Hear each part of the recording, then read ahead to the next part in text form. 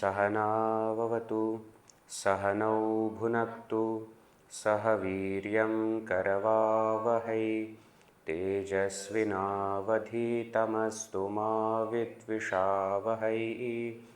ॐ शान्ति शान्ति शान्तिः। ॐ श्री गणेशाय नमः। ॐ श्री सरस्वत्यै नमः। ॐ श्री गुरुभ्यो नमः। सदाशिवसमारम्भां शङ्कराचार्यमध्यमाम् अस्मदाचार्यपर्यन्तां वन्दे गुरुपरम्परां। श्रुतिस्मृतिपुराणानाम् आलयं करुणालयं नमामि भगवत्पाद शङ्करं लोकशङ्करं। समस्तजनकल्याणे निरतं करुणामयं नमामि चिन्मयं देवं सद्गुरुं ब्रह्मविद्वरं। मूकं करोति वाचालं पङ्गुं लङ्घयते गिरिं यत्कृपातमहं वन्दे परमानन्दमाधवं परमानन्दमाधवम्। सर्ववेदान्तसिद्धान्त गोचरं तमगोचरं गोविन्दं परमानन्दं सद्गुरुं प्रणतोऽस्म्यहम्।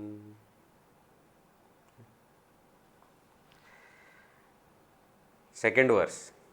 जन्तूनां नरजन्म दुर्लभमतः पुंस्त्वं ततो विप्रता तस्माद्वैदिकधर्ममार्गपरता विद्वत्त्वमस्मात् परम्। आत्मानात्मविवेचनं स्वनुभवो ब्रह्मात्मना संस्थितिः मुक्तिर्नो शतजन्मकोटिसुकृतैः पुण्यैर्विना लभ्यते। So the second verse of Vivekachoodamani gives the entire table of contents for the text. We saw it's a long text, 581 verses. Now we have completed 418 and we have completed 8 out of the 9 topics. So Jantunam Narajanma, first topic. And Shankaracharya explains in such a way that each of these 9 steps, 9 topics, the latter is rarer than the former. Narajanma itself is rare. That's the first topic that he explains. Narajanma. Then what? Durlabham ataf pumstvam, human or manliness, human qualities. Viprata, the qualities that are required for a student. Vaidika dharma marga parata, fourth step. The ability to steadfastly walk on the path of dharma. Nivṛttiḥ dharma marga parata. He explained pravritti dharma, nivṛttiḥ dharma, etc. For spirituality, that steadfastness is required on the path of spirituality. That's what was explained as nivṛttiḥ dharma marga parata. Then vidvatvam. So up to these first four steps you say, or first 4 topics you say, were covered elaborately, wherein sadhana chatushtaya also was explained, guru upasadana was explained. The story was created that the student is approaching the teacher, and how does he approach, what does he say, how does the teacher replies, and then the student poses 7 questions.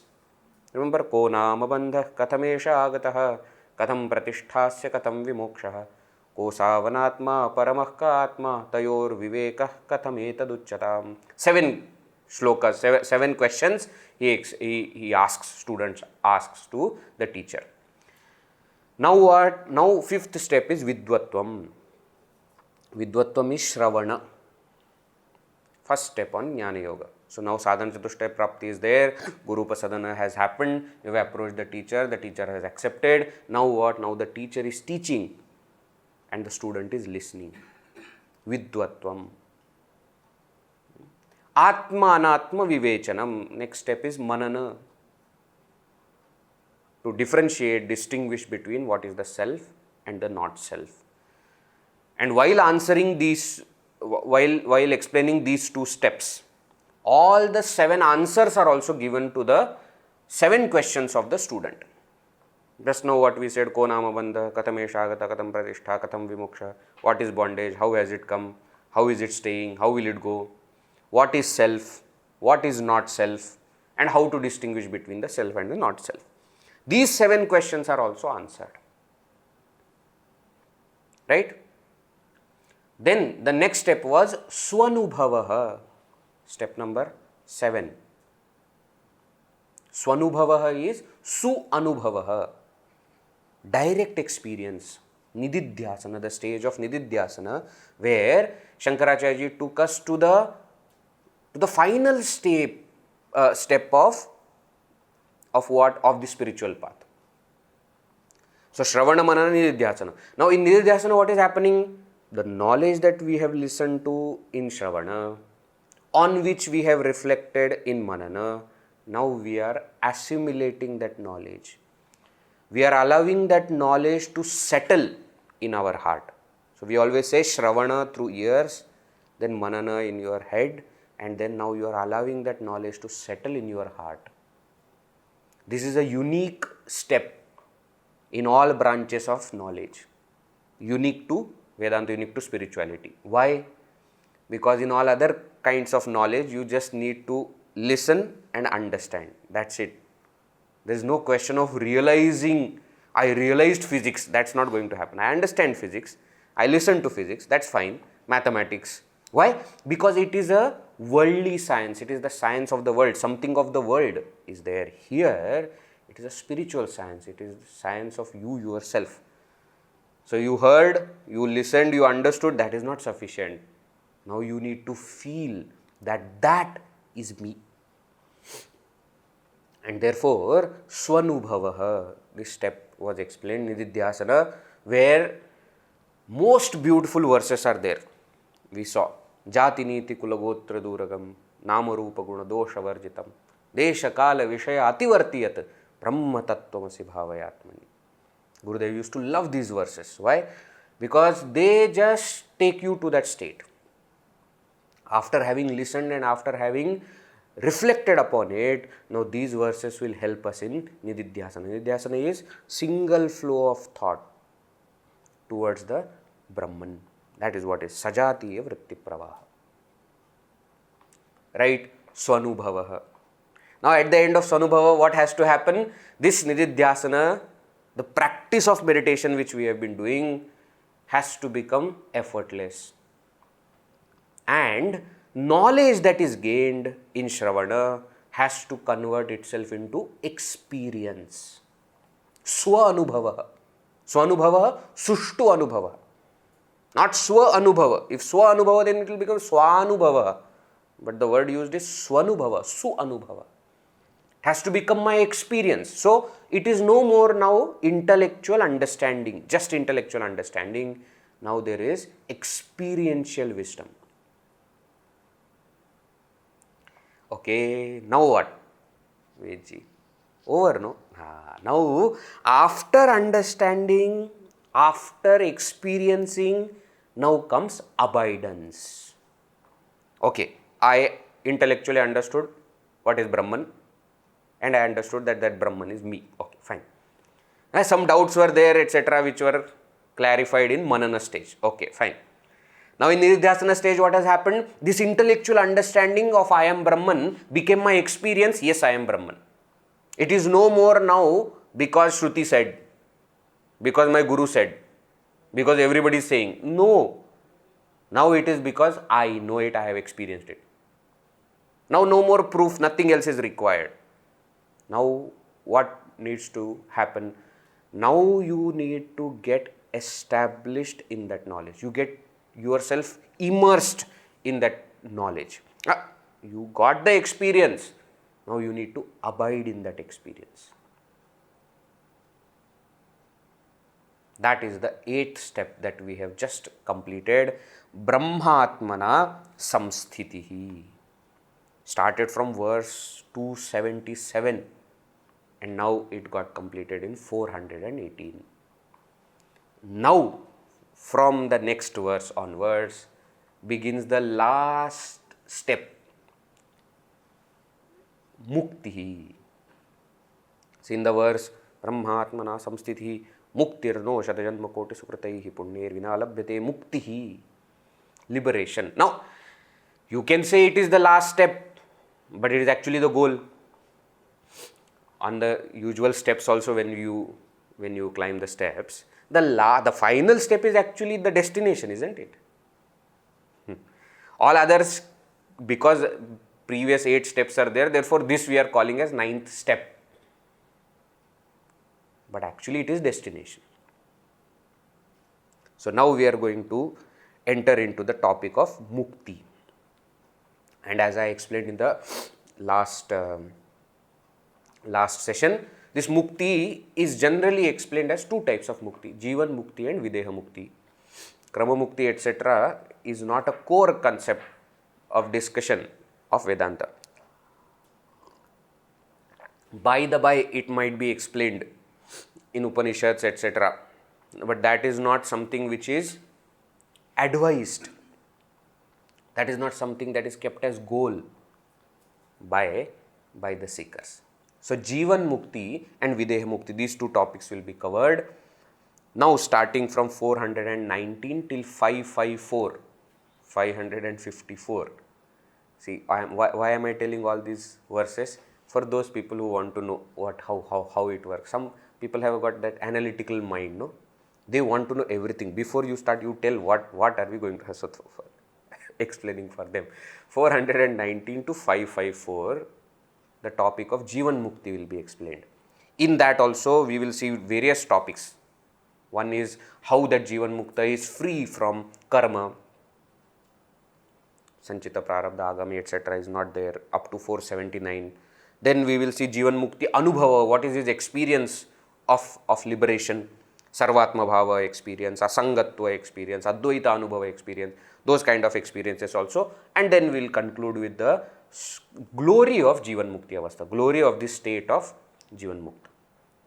Subtopics in this topic. And then Videha Mukti will be explained from 555 to 575, 21 verses. And then the last 6 verses of the chapter will be for conclusion of the entire text. Okay, clear now? Where are we? Where we have to reach? Now, one very important point that we must understand before we enter into the topic. Jivan Mukti Lakshana are also explained in many other texts.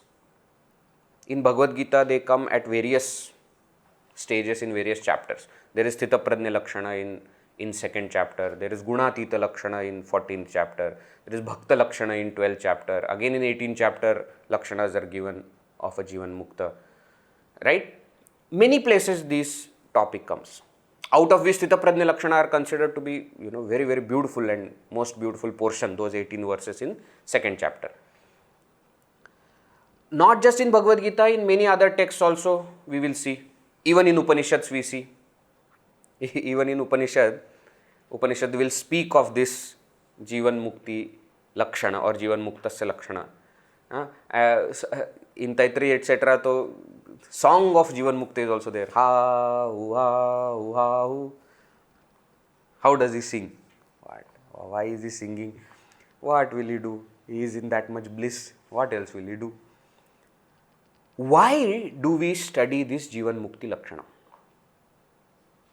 As I always say, before we study anything, we must know why. Because then only we will understand the correct perspective of studying it. If we don't know why we are doing it, then anyways now Vedji doesn't have anything else to do, so he is teaching. We also don't have anything much to do, so we are also studying, sitting and listening. Not like that. One reason why Shankaracharya or many other writers of Vedanta, authors of Vedanta are explaining this. Why are they explaining? And number two, why should we study? Okay. First, before we understand why should we study, first understand why we should not study this. Means, what we should not be focusing on when we are studying this. Jivan Mukti Lakshanas are not given to judge people. You go with paper and pen. Upanishads say like this, Gita says like this. Now after studying Vivekachoodamani says like this. And then you go and start judging every single person, every sadhu, sannyasi, whomever you meet, you suddenly start. Is he prajahati yada kaman? No, he is drinking coffee. Cross. Not a Jivan Mukta, not a Jivan Mukta, not a... You see, we cannot judge a jnani, a Jivan Mukta. This is something that we all must know. For that matter, any verse of Vedanta is not to judge other people. We have clarified this enough number of times, isn't it? It is a mirror. In the mirror, what do? We check ourselves. Vedanta is a mirror. It is not to judge people. Are they like this? Is this like this? Does he have viveka, vairāgyasya? What guna is he having? Sattva, rajas, satam. That is not why we are studying Vedanta, to judge people. In the same way, don't start to immediately judge jnanis. After studying this, then I will start getting questions from everybody. Veji, there is one episode in Sri Ramakrishna Paramahamsa's life where he is doing like this. But here it is said it is like... That is not the purpose of studying Jivan Mukti Lakshana. Okay?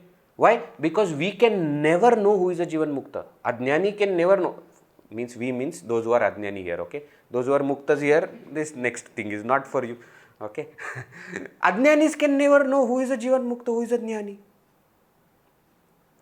So it is not our job. And also, has God come and told you, go and find out how many Jivan Muktas are there in the world and make a list of it, and then, He has not asked us anything.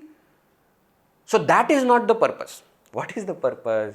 Two main reasons are there why they are also, authors are giving it and why we should study. Number one, these kind of topics will give a peep into that state.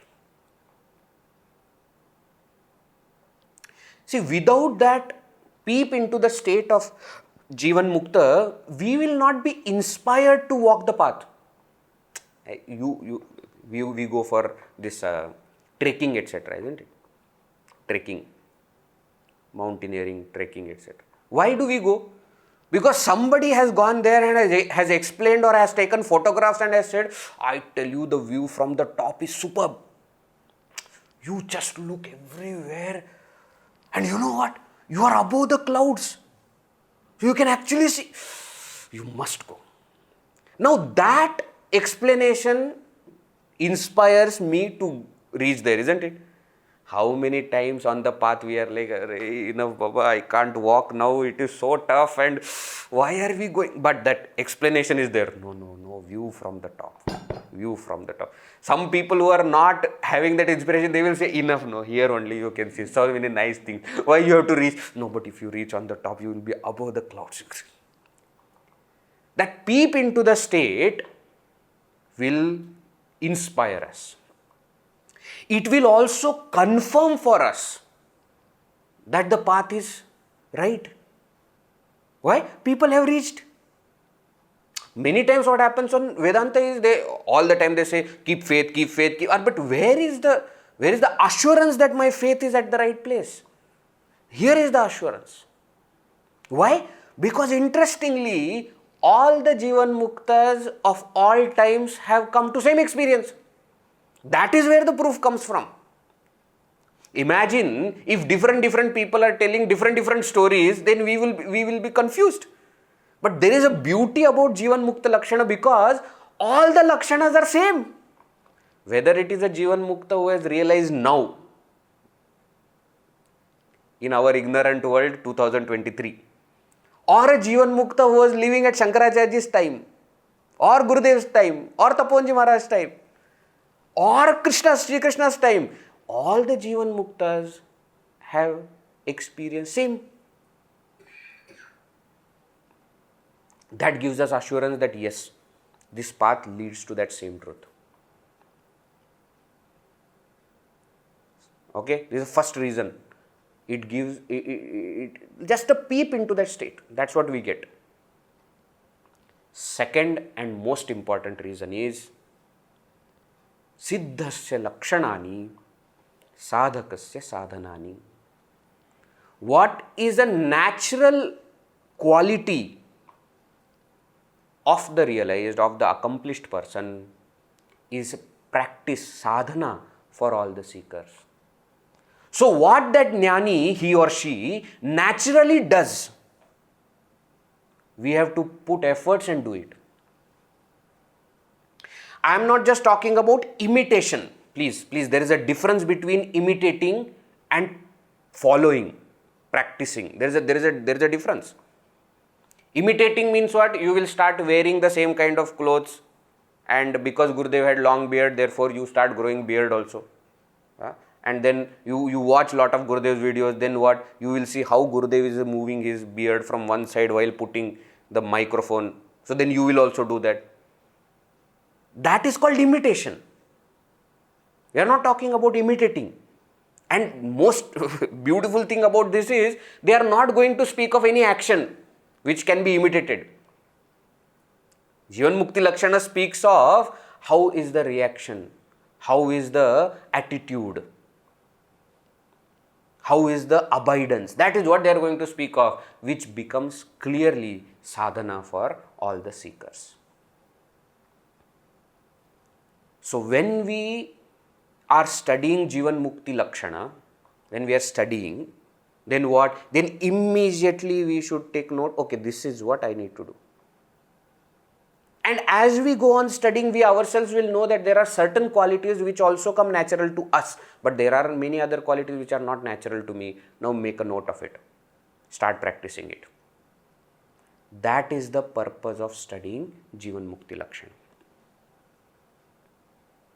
It gives a glimpse to that state, and second, it gives us sadhanas to practice. Yes, this is what I need to do. Let me just give you an example. First verse of Sthita Prajna Lakshana says, Prajahati yada kaman sarvan parthamanogatan atmanyeva atmana tushtaha sthita prajnastadocchite. One who gives up all kinds of desires. Sarvan kaman, manogatan, which are there in the mind. Prajahati, totally gives up. Atmanyeva atmana tushtaha. He, that Jivan Mukta is tushtaha, content. Atmani, in the self. Atmana, by the self. Means what? Doesn't require anything of the world to make that person happy. Now, that is natural to the Jivan Mukta. It can become my sadhana. The moment desire comes for certain object, you say Prajahati yada kaman. Remind yourself. It will not come natural to you, but you have to practice it to get there.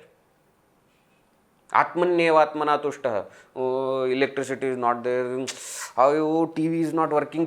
But why do you need all that? Oh, I wanted to say, either desire or your happiness is dependent on something of the world. How is Sthita Prajna? Atmanyeva atmana tushtaha. My friend has not come now. This whole trip is going to go waste. Atmanyeva atmana tushtaha. You don't even have to go anywhere to become happy. You don't even have to do anything to become happy. Not be in the company of anybody or any object to become happy. So you see, that which is natural for the accomplished Jivan Mukta is practice for the seeker.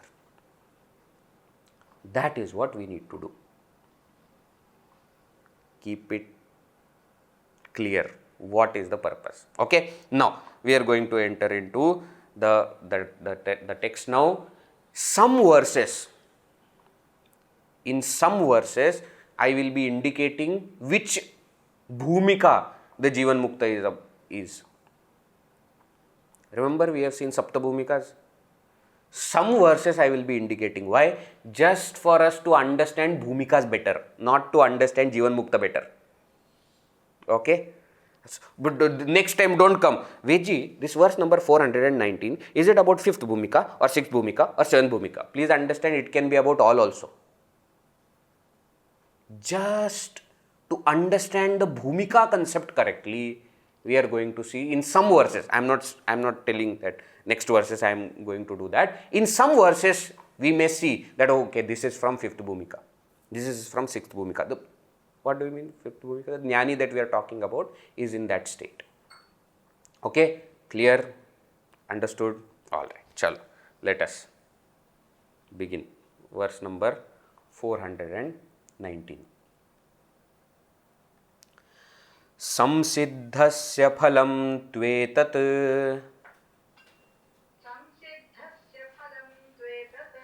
jīvanmuktasya yoginaḥ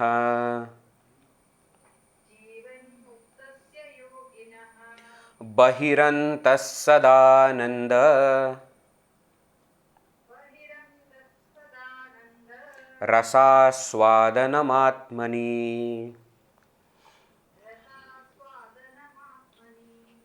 saṃsiddhasya phalaṃ tvetat jīvanmuktasya yoginaḥ bahirantaḥ sadānandarasāsvādanamātmani. One word, sadānandarasāsvādanam, one word. Now, what is he saying? Saṃsiddhasya jīvanmuktasya yoginaḥ tu etat phalam. See how reconstructed? Saṃsiddhasya Shashti Vibhakti, Jīvanmuktasya Shashti Vibhakti, Yoginaḥ Shashti Vibhakti. Of Saṃsiddha, of Jīvanmukta, of a yogi. Saṃsiddha, the one who has accomplished. What was to be accomplished, that person has accomplished. For the accomplished or of the accomplished, Jīvanmuktasya, Jīvanmukta, Jīvanneva muktah, liberated while living, not after death. Jīvan, continuous present. Jīvan, while living, mukta, liberated. For such a person who is liberated while living, yoginaḥ, for the yogi, yogi who has united, yogi, yuj dhatu, many times we have seen, yuj means to unite. Yogi, a person who is united with that Supreme. For such a person, to now, etat phalam, this is the result. So, this is the result of Jivan Mukti. What is the result? Bahihi antah sadānandarasāsvādanamātmani. Atmani, in the self. Bahi antah, with respect to body, you may have distinction of outside and inside. In the Atman, there is no such distinction, and therefore, inside, outside, both. Sada, always, ananda, bliss, rasa, nectar, elixir, asvadanam, relishing, tasting. So, what is the point? What is the result of Jivan Mukti? That this person sada, always, is enjoying the nectar of bliss in the self. That is what is happening.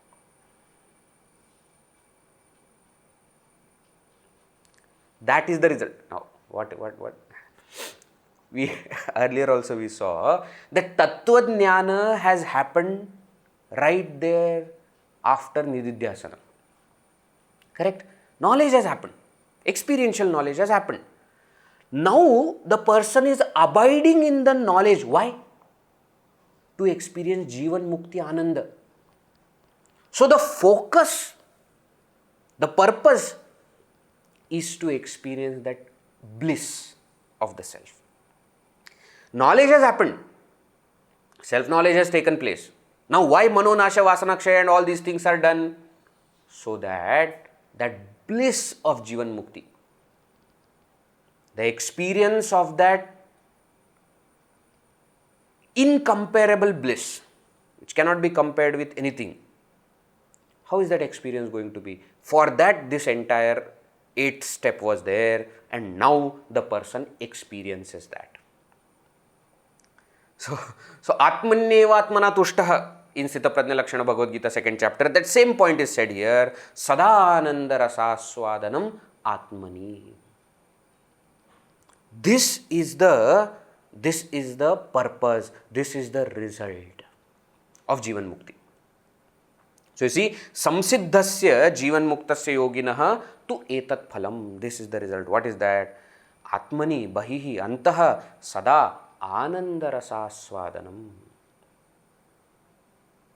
That is the experience. Now, please, there are so many other things which can come as the byproduct of this explanation.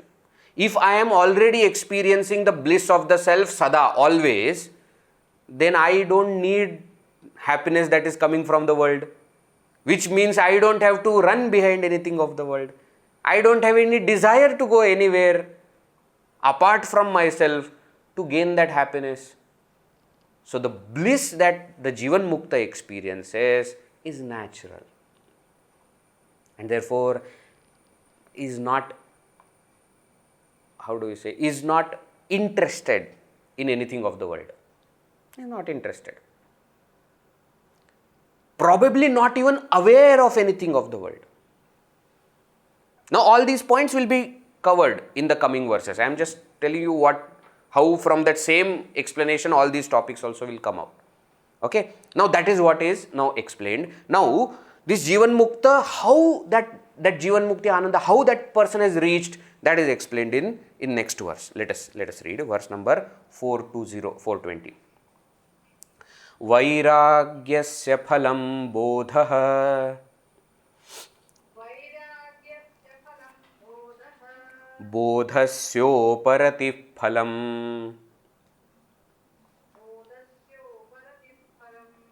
svānandānubhavācchāntireṣaivoparateḥ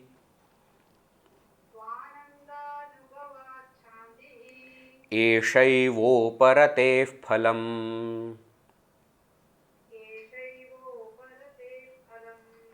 vairāgyasya phalaṃ bodhah bodhasyoparatiḥ phalam svānandānubhavācchāntireṣaivoparateḥ eṣaivoparateḥ phalam. Now the link of causation, the series of causation is explained here.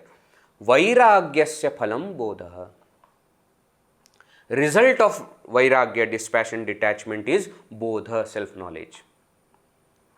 Bodhasya uparatihi phalam. Bodhasya phalam. The result of that self-knowledge is what? Uparati, natural withdrawal. Then that uparati results in that ananda. So, svānandānubhavāt, Panchami Vibhakti, Hetvarthe, anubhavat, from or because of the experience of sva-ananda, of one's own bliss, shanti. The final result is what? Peace. Esha uparatehe phalam. This is the result of uparati. So, vairāgya leads to bodha. Bodha leads to uparati. Uparati leads to swa-ananda anubhava. And that swananda anubhava leads to shanti. Now, little bit more into each step. Vairagya, what kind of vairagya are we talking about? We are talking about that highest kind of vairagya, where antar vairagya, bahir vairagya, etc. was explained. Remember, where there is vairagya from vairagya also. That step we are talking, that level we are talking about. That kind of vairagya, total detachment, leads to bodha. Bodha here means complete clarity and experiential wisdom. Bodha means self-knowledge, which is achieved at the end of nirvikalpa samadhi. That we are talking about as bodha. Now that bodha leads to uparati. Now don't say uparati is that sadhana chatushte uparati, shama, dhamma, paramā, that uparati. Not that uparati. This uparati is total withdrawal. Just now we saw in the previous verse also, when that bliss of the self is experienced at all times, naturally that person is not interested in the world. So what has happened? Natural withdrawal has happened. In sadhana chatushtaya, the uparati which is there, which is, though we say effortless withdrawal, but it is still effortful because it is sadhana. And that is sannyasa actually. Uparati there in sadhana chatushtaya. Here, it is total withdrawal from the world. Means what? That Jivan Mukta is remaining in that state. You say fifth bhumika, sixth bhumika, is remaining there in that nirvikalpa samadhi. Unless something happens, unless somebody else wakes you up, etc. Why? Not interested in the world.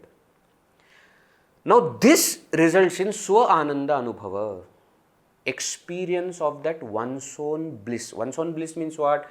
One's own nature of bliss. Atma's nature is Satchidananda, is Swarupa, isn't it? So that Ananda Atma, that is experienced. And that results in what? Shanti. Now here again, peace that we are talking about is peace with capital P. Not the peace that we generally speak of. Hey, give me some peace, go. All the time eating my head, go. Or world peace, we must attain world peace. This is that absolute peace. What do you mean absolute peace? Where there is absence of any thought. Forget about disturbing thought. Non-disturbing thought also is not there to disturb the peace. There is total absence. In Sanskrit we say nirankusha tripti. Nirankusha means uncontrolled. Ankusha means control. That Mahut, no? The one who controls the elephant, he has that weapon, not weapon, is actually a stick. That kind of thing is there. You must have seen when the elephant goes out of control, then he just touches it with that weapon inside the ear of elephant, and then elephant immediately becomes normal. That's called Ankusha. Ankusha also means to stop something. Nirankusha, unstoppable. Tṛptirānando'nupamaḥ means contentment. That is what we are talking about. Total fulfillment. Nothing is there to disturb that peace now.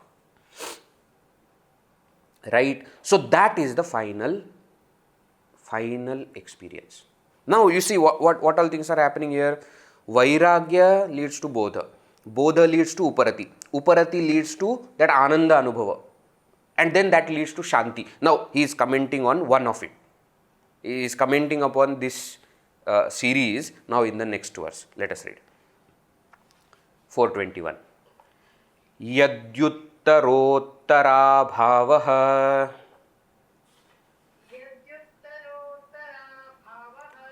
pūrvapūrvantu niṣphalam.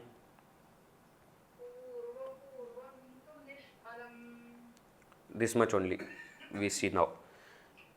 Yadyuttarottarābhāvaḥ pūrvapūrvantu niṣphalam. What is he saying here? Yadi, if uttarottara abhavaḥ, if the latter is absent, pūrvapūrvantu niṣphalam, then the former has got no fruit. What? Where?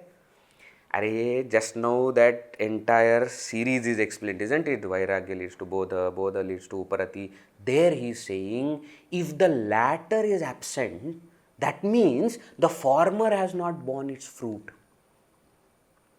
Means what? If you want latter, strengthen the former. If you think that you have not got bodho, strengthen vairāgya. Why? Vairāgya will lead to bodho. If you think that uparati has not happened, strengthen bodho. Be abided in that self-knowledge. Then uparati will happen. If you think that ananda anubhava is not happening, strengthen uparati. And if you think that shanti has not happened, that peace has not happened, then strengthen that ananda anubhava. So each of the latter, if it is not there, then former has not given its fruit. Means what? The former is complete only when the latter arises. Vairagya should be developed till bodha does not arise.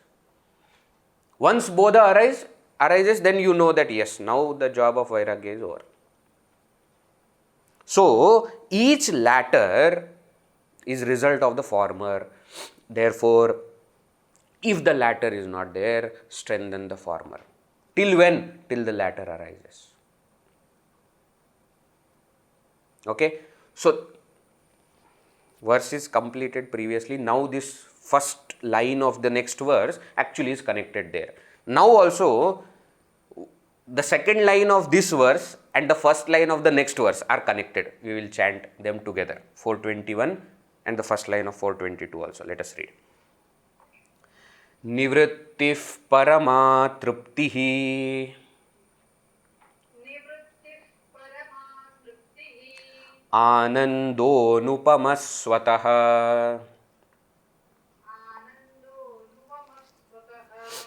dṛṣṭaduḥkheṣvanudvego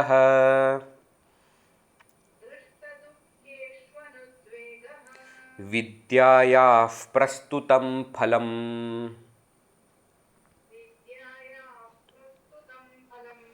nivṛttiḥ paramā tṛptirānando'nupamaḥ ānando'nupamaḥ svataḥ dṛṣṭaduḥkheṣvanudvego vidyāyāḥ prastutaṃ phalam. Vidyāyāḥ prastutaṃ phalam. This is prastutaṃ phalam. Prastutam means that which is brought in front of you, which is very clear, which is main. What is the main result of vidya, knowledge, self-knowledge? Now this main result is as per the vidvat anubhava. As per the experience of the jnani, now this verse is given. What is the main result of self-knowledge?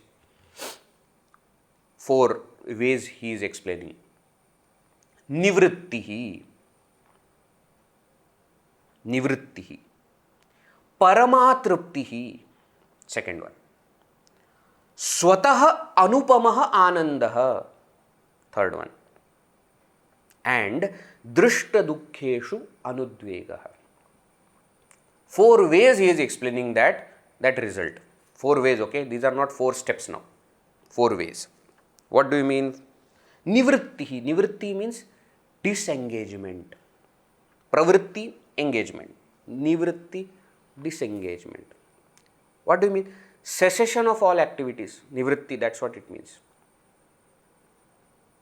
Okay? So, cessation from all activities. Why?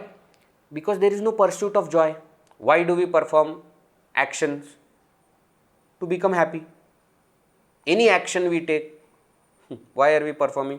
You are sitting in a particular posture. Then suddenly you decide, let me put right leg over my left leg. Why? Because that is going to give me joy. The present state is not giving me joy. Therefore, what do? I change. Every single action. Why you want new house? Why you want to go to this place or that place? Why you want to watch a movie? Why do you want any kind of joy? Sattvic joy also. Why are you coming here and attending class?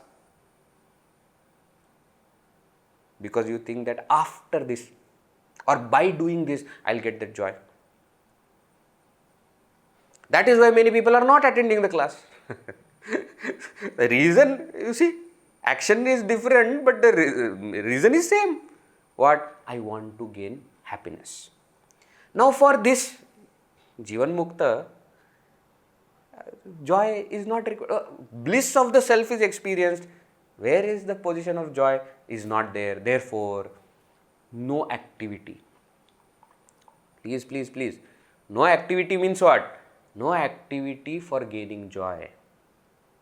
Jivan Mukta may continue to act, may continue to plan, may continue to bring about renaissance in the whole world. That is all possible, but not for joy. Not for joy. Right? So, sattvic activity, rajasic activity, tamasic karma, whatever kind of karma, nishiddha karma you take, kamya karma you take, or nishkama karma, whatever, that all is not there for this jnani. You can't even call the activities that are performed by the upadhis of the jnani as nishkama karma. Can't even call nishkama karma because it is not karma itself. Why are you saying sakama, nishkama, etc.? That is all for ajnanis. Isn't it? Nishiddha karma, tamasic activity. Kamya karma, rajasic activity. Nishkama karma, sattvic activity. But he is beyond the three gunas. Where is the classification of karma? That itself is not there for this jnana. So what? Nivṛttiḥ. Complete disengagement from all kinds of activities. This is the result of self-knowledge. Paramā tṛptirānando'nupamaḥ. Absolute contentment. Again, here you see that word paramā will have Dehli Deepanyaya. Dehli Deepanyaya, like the lamp kept on the threshold. It will give light inside the room also, outside also. In the same way, this is a ornamentation of Sanskrit language where a word is placed in such a way that it gives meaning before also and after also. Now here you see nivṛttiḥ, paramā tṛptirānando'nupamaḥ. Nivṛttiḥ, disengagement. Tṛptirānando'nupamaḥ, contentment. In between the two, paramā, one adjective is put. Paramā is supreme. That supreme you can take with nivṛttiḥ also. Supreme disengagement or paramā tṛptirānando'nupamaḥ, supreme fulfillment, total fulfillment. What do you mean by total fulfillment? Unbridled satisfaction. Can't even imagine that kind of satisfaction is there. Kartavyam kritam, praptavyam praptam, itah param na kimapi karaniyam, na kimapi prapaniyam. There is nothing to be done, nothing to be gained, nothing is there. That is the result of self-knowledge. Then svataḥ, by itself, anupamaḥ ānandaḥ. Experience of bliss. What kind of bliss? Anupamaḥ. Upama means comparison, simile. Anupamaḥ, that which cannot be compared with anything. See, interestingly, joy itself cannot be compared with anything. Even the joys that we experience of the world cannot be compared. You can't compare it. You can't explain it through a simile. Explain me your joy when you are eating gulab jamun. Explain.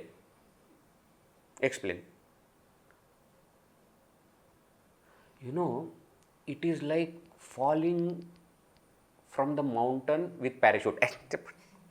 It is not like that. You can't compare.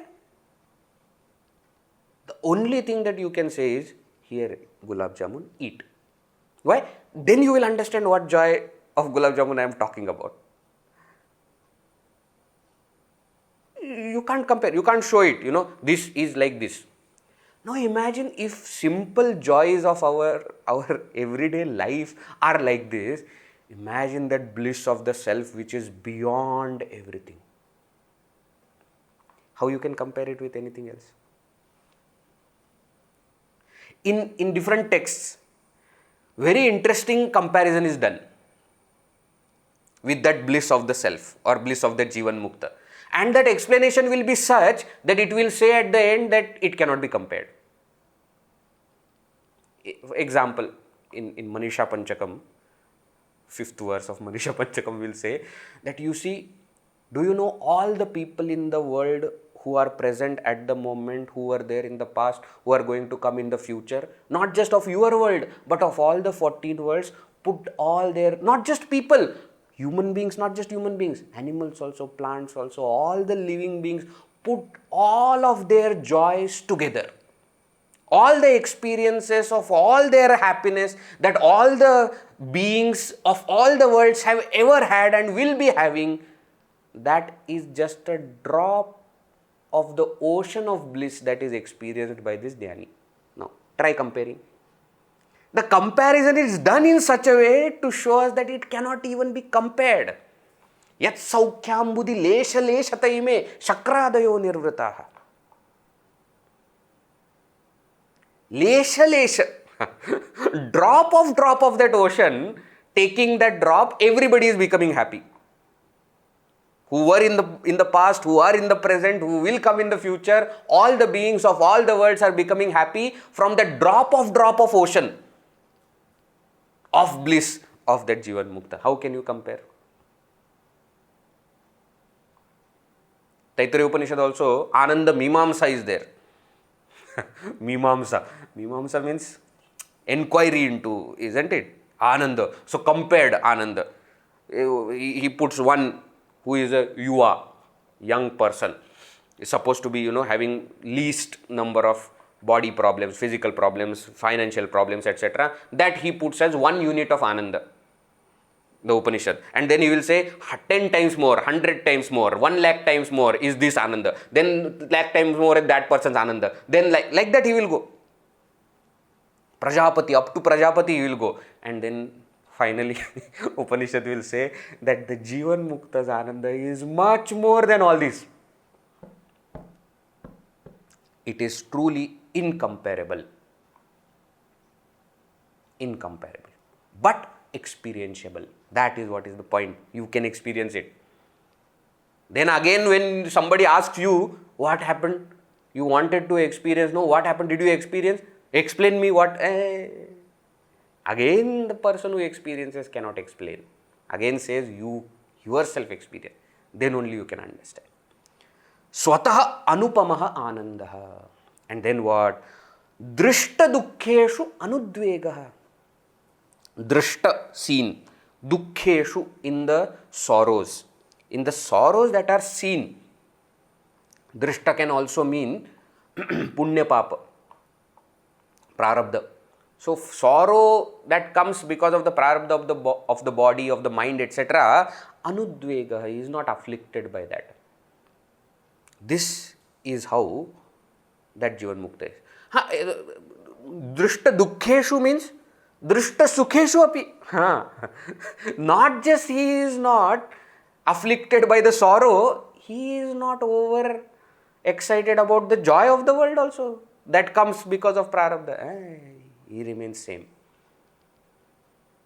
What is that? Dukkheṣu anudvignamanaha, sukheṣu vigataspruhaha, vitaraga bhayakrodha sthitadirmudirchate. Isn't it? 2nd chapter, Bhagavad Gita. Dukkheṣu anudvignamanaha. See, anudvega, same. We just think that Shankaracharya is using some words. No, he is pointing out. Those who have studied will connect. Dṛṣṭaduḥkheṣu anudvega. Why is he pointing out? To show that I am not telling something new. I am telling what the Upanishads and what the Gita is saying. Now this is vidyāyāḥ prastutaṃ phalam. This is the main result, main fruit of self-knowledge. Now, this nivṛttiḥ, no, first point you see, nivṛttiḥ, that is taken for further explanation. Why? Because once that nivṛttiḥ is there, all others will follow. So that nivṛttiḥ is taken for elaboration. Now let us read verse number 422. yatkṛtaṃ bhrāntivelāyāṃ nānā karma jugupsitam paścānnaro vivekena tatkatham kartumarhati yatkṛtaṃ bhrāntivelāyāṃ nānā karma jugupsitam paścānnaro vivekena tatkatham kartumarhati. Now Shankaracharya is explaining how this nivṛttiḥ is natural for a jnani. Why? yatkṛtaṃ bhrāntivelāyāṃ. Bhrāntivelāyāṃ, at the time of delusion, when that jnani, before getting self-knowledge and before getting realization, when that jnani was an ignorant person, yatkṛtaṃ, the actions that the jnani, you can't say jnani performed, ajnani performed. Bhrāntivelāyāṃ, at the time of delusion, the actions that are performed, what are they? Nānā karma jugupsitam. Nānā karma, various activities. Jugupsitam. Jugupsitam means, how do you say, veil, useless actions. Jugupsa means also means yuck. What kind of actions we were performing also? Yatkṛtaṃ, bhrāntivelāyāṃ. Nānā, various, many actions we performed at the time of delusion. Now those kind of useless actions, vile actions, no use, no purpose. Paścāt, afterwards. What do you mean afterwards? After realization, vivekena, now through the viveka, through the discrimination, what is the self and not self that has arisen, naraha, that person, tat katham kartum arhati, how will that person do the same thing? That which was done when the person was in ignorance, when the person was in delusion, all kinds of vile actions, useless actions, after gaining knowledge, how will that person continue to do that? Will not do it. Will not do it. Means what? That nivṛttiḥ, withdrawal from the world, is natural for the jnani. It is not that he has to work hard for it. No, it is natural. Something that you did at that time of delusion for joy, why will you do now when you don't need that joy?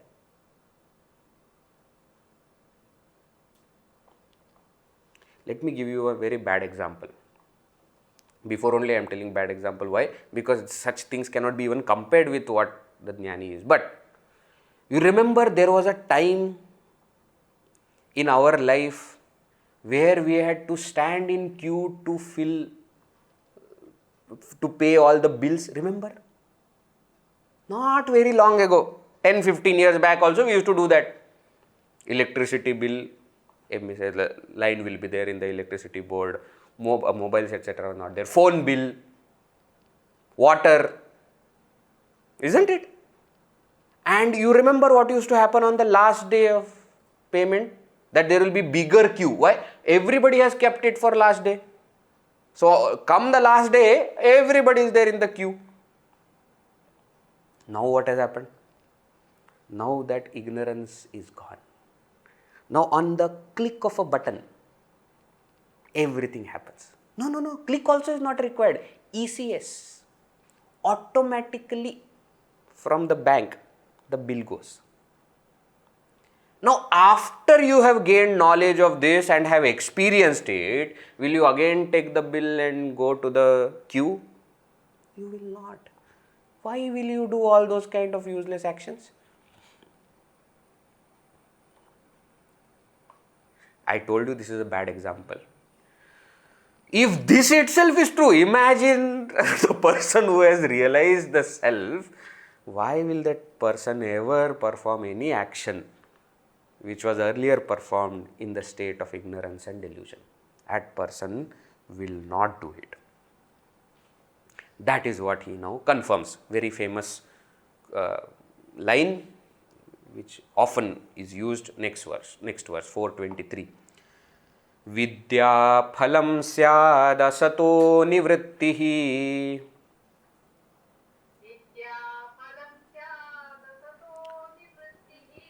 Pravrittirajnana phalam tadīkshitam.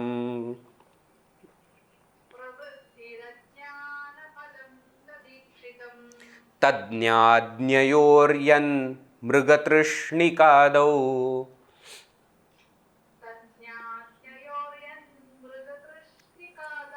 No chedvidam dṛṣṭaphalam kimasmāt.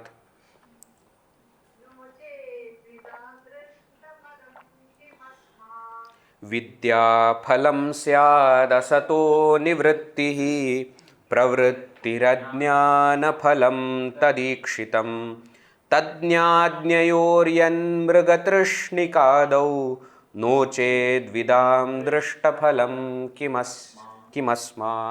What is he saying? Vidya phalam syat asatah nivṛttiḥ. Very famous line. Many times it is used. Vidyāyāḥ phalam. The result of self-knowledge is asatah nivṛttiḥ, is disengagement from asat.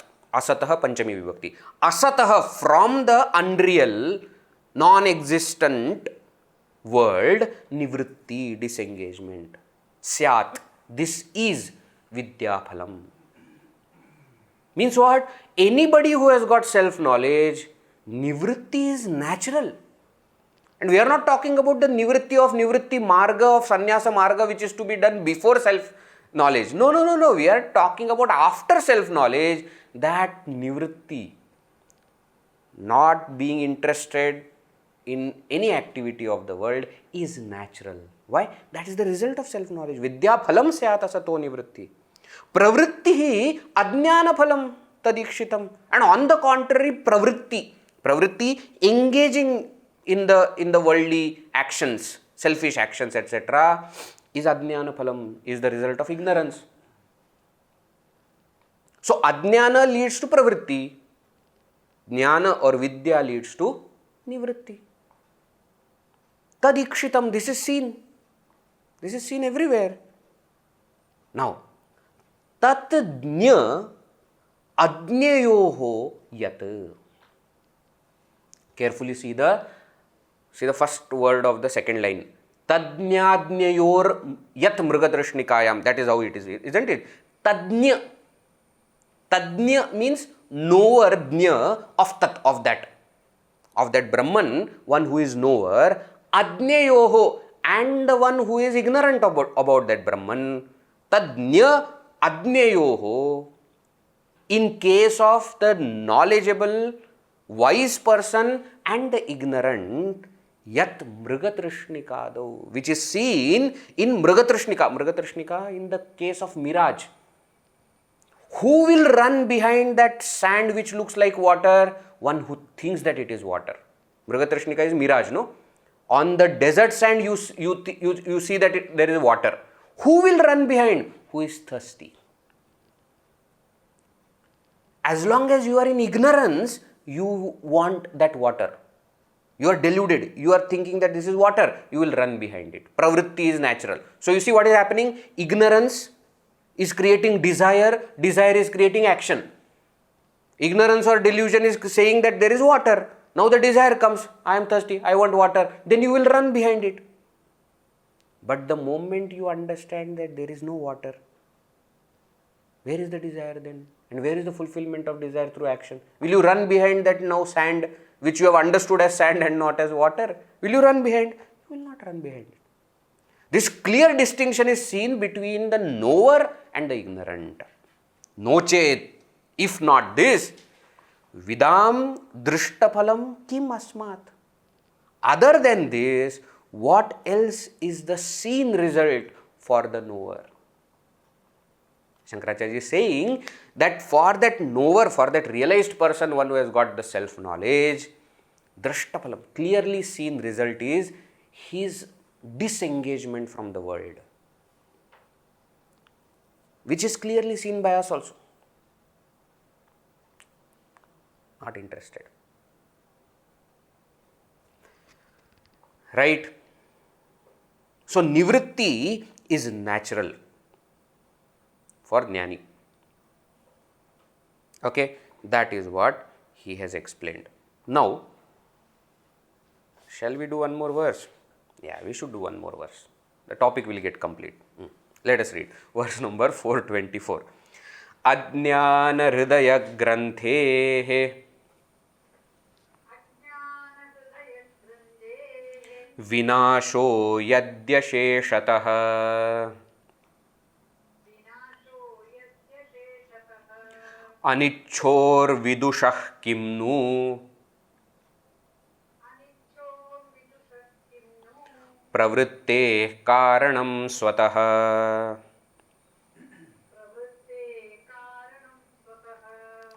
Ajnana hridaya granthehe vinasho yadyasheshatah anichchor vidushah kimnu pravritte karanam svataḥ. Ajnana hridaya granthehe yadi asheshatah vinashah. Yadi, if Ajnana hridaya granthehe asheshatah vinashah. Asheshatah without any remainder. Vinashah destruction. If the total destruction has happened of what? Ajnana hridaya granthehe, of the knot of the heart, which is of ignorance. Means what? If the ignorance is totally destroyed, then anichhoho, then there is no desire. Anichhoho, for the person who doesn't have any ichha, desire. Vidushaha, for that knowledgeable person.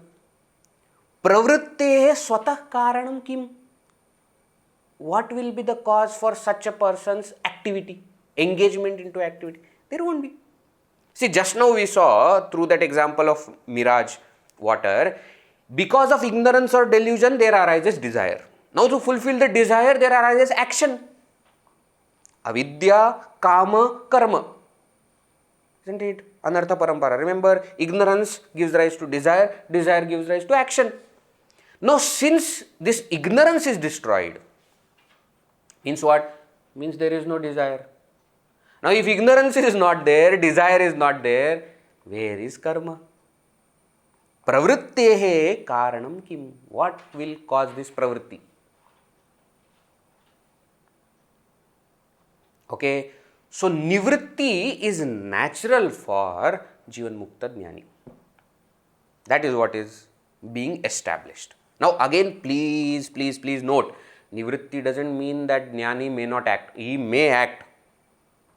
But that signature of desire is not there behind that action. Behind all our actions there is a desire. Approved, go. And then we go run behind things. Desire is approving, then we are running behind and doing actions. For this Jnani, actions may be there, but it cannot be called as action or pravritti. Why? Because there is no desire behind it. That Jnani may even have big plans. Sankalpa may also be there. And massive plans may happen. But that cannot be termed as pravritti. Right? Means what? The actions are unimaginably effortless for that Jnani. You see Gurudev's life. We can't even imagine in that short life where he was working necessarily for the organization for 30, 35, 40 years. In that he has written over 6 lakh letters. Can you imagine? Every single letter that reached Gurudev has been replied. Morning 3 o'clock onwards, he will be on his desk. Towards the end of his physical tenure, when the body could not even take, when 20% of heart was working and body was not supposed to speak for more than 20 minutes, Gurudev was talking, giving a 1 hour lecture in the morning, 1.5 hours lecture in the evening. How? Because that action is absolutely effortless. Why? Because there is no complication of desire and ignorance behind it, like we have. And therefore for us action is exhausting. Why? Because desires are there, ignorance is there, delusion is there, and then what? Then the result of action is in mind, and then our entire mind is more tired from the action than the actual physical body. For the Jnani, none of it. And because of that, it cannot be called as action, it cannot be called as pravritti.